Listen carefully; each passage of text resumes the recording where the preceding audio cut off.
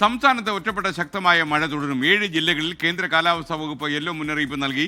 പത്തനംതിട്ട, കോട്ടയം, എറണാകുളം, ഇടുക്കി, തൃശൂർ, പാലക്കാട്, മലപ്പുറം ജില്ലകളിലാണ് ഈ മുന്നറിയിപ്പ്. നാളെ മുതൽ വീണ്ടും മഴ കുറയാൻ സാധ്യതയുണ്ടെന്നും കാലാവസ്ഥാ കേന്ദ്രം അറിയിക്കുന്നു. മേഘന മുരളി തിരുവനന്തപുരത്ത് കാലാവസ്ഥ അപ്ഡേറ്റ് ചെയ്യും. മേഘന, ഗുഡ് മോർണിംഗ്, പറയൂ.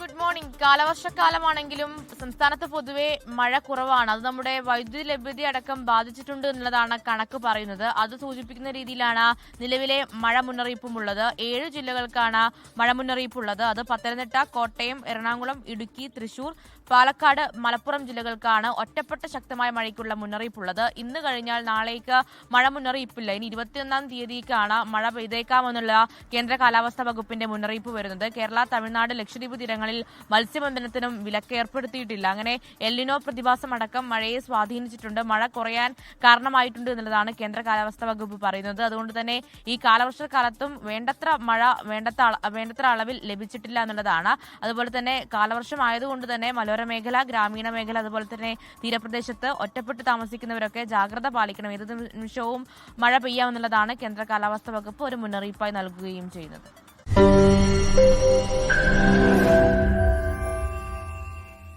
ലോകത്തെവിടെയായാലും ഏത് സമയത്തും 24 വാർത്തകളും ഓഗ്മെന്റഡ് റിയാലിറ്റി പാക്കേജുകളും എക്സ്പ്ലെയിനറുകളും വിശദമായി കാണാൻ ഞങ്ങളുടെ യൂട്യൂബ് ചാനൽ നിങ്ങൾക്ക് സബ്സ്ക്രൈബ് ചെയ്യാം.